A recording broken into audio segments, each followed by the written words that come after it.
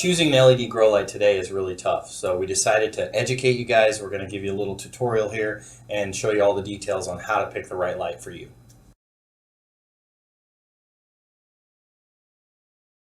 Names in this industry are very difficult because typically if you go to pick out a light bulb, say an HPS, it's a 600 watt HPS and it'll actually run more watts. So it'll be like 650 watts or 670 watts. In the LED grow light industry, unfortunately, it's not like that.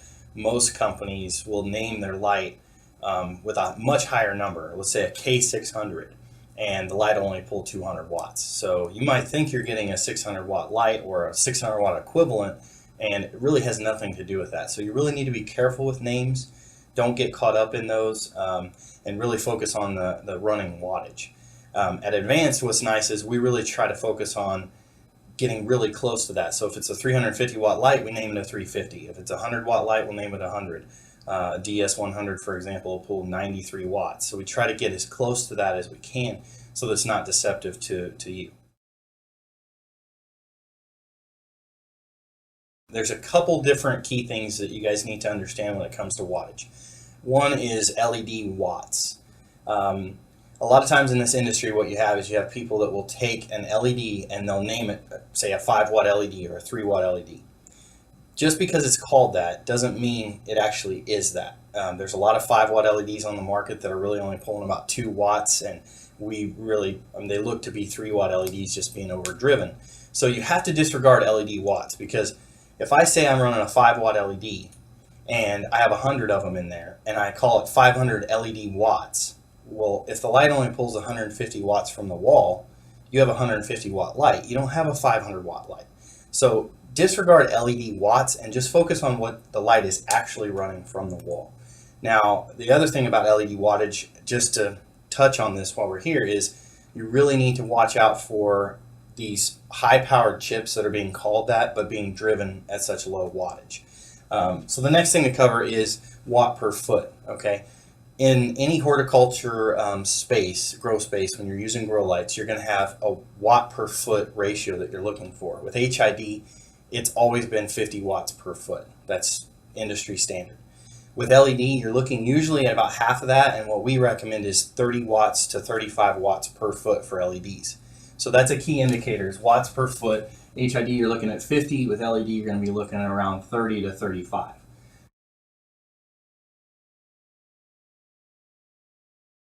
The thing you need to start with first is watts per foot to get the total wattage that you need for the space. So let's just use this example. We have a 3 foot by 3 foot space, and we need 30 plus watts per foot.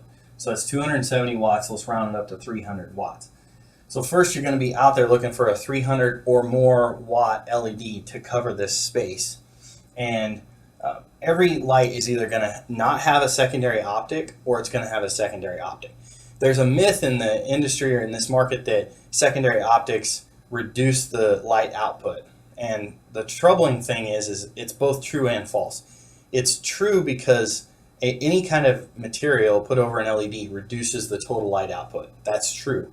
But the difference is, if you take a secondary optic like a TIR that we use, and it's built for that LED, it actually is a compounded effect. Is a much, much higher effect to your plants over the space that you're actually covering. So if you're covering a 3 foot by 3 foot space, and you normally, let's say you had no optic, okay, it's just the bare LED. The LED, if it was pointing at this space, is going to be putting out an angle like that. So you're going to lose all of this side light. It's, you think it's being reflected, you think it's going to the walls. It's really not doing your plants any good. You need to get the light from this LED straight to the plant canopy in the shortest distance possible. If you try to go over here and reflect back to the plants, you're going to lose a huge amount of light right there in that reflection. And the distance traveled, just traveling that distance is going to lose light. So this is wasted light for the most part out here. And just like a fire hose or a garden nozzle, if you add a secondary optic, okay, now what you're doing is just like turning that nozzle, you're focusing that energy through that LED to apply to exactly the canopy space that you want in the shortest distance to your plants. So what you might end up with a total light output of, say, 100 units. When you add the secondary optic, yes, you are going to about 90 units. But in here, if you have no optic, you might have 400 par.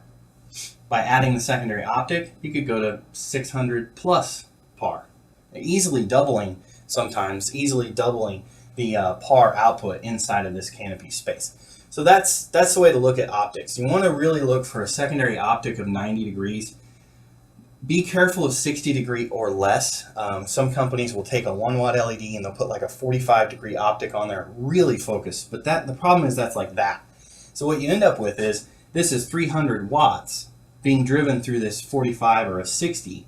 And the problem is you end up with a core coverage that's so tight and small that you're not actually efficiently covering the entire space.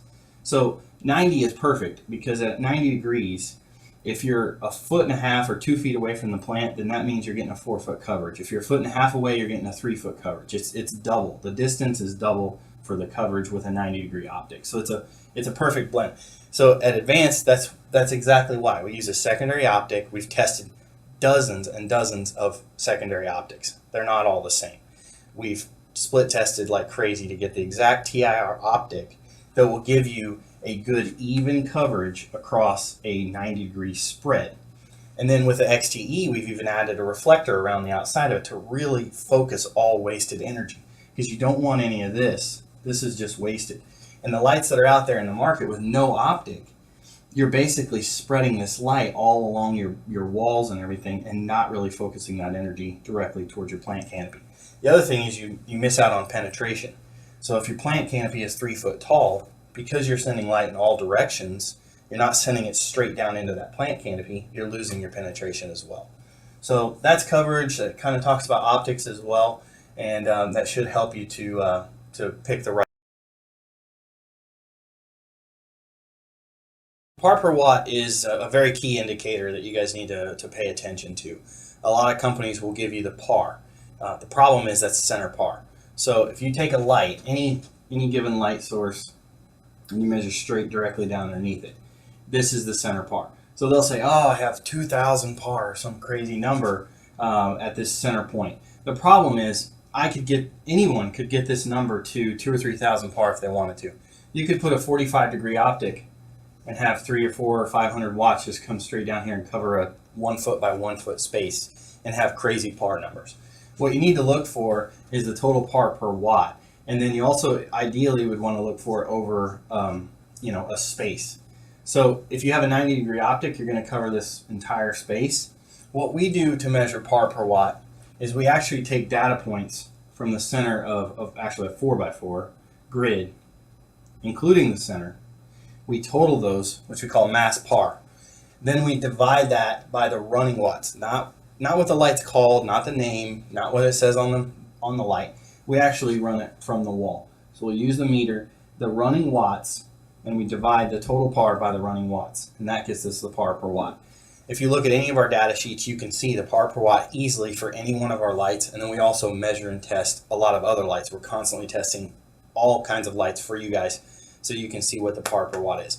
For example, an HPS is very low par per watt, maybe 6 or 7 par per watt. That's because it's very inefficient. It produces a ton of infrared that you don't even know it's really producing. It's a strong light, but it's not very efficient, and that's why the par per watt's extremely low.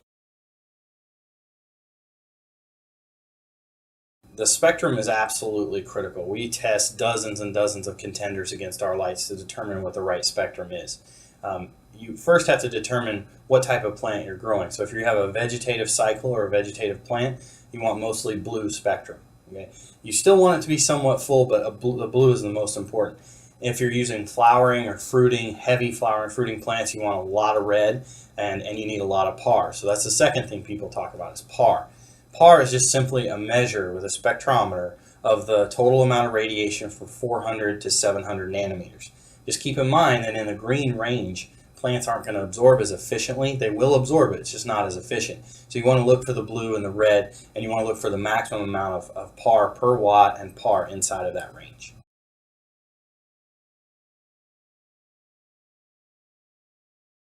So let's talk about warranties and guarantees. Anytime you buy a piece of electronics, you want to make sure you get a great warranty. So at Advanced, what we've done is we offer you a 3-year full warranty. What that includes is if you have a driver go out, if you have any problems, we're going to handle not only parts, labor, but also shipping. So you're not going to be back and forth with parts, and you need to watch out for that. Make sure on any warranty you're looking at that you're fully covered. Let's talk about guarantees. We offer a 90-day money-back guarantee. So you get a light from us, you try it, you put it in your grow, you love it, you keep it. If you don't like it for any reason, you send it back, you get a full refund.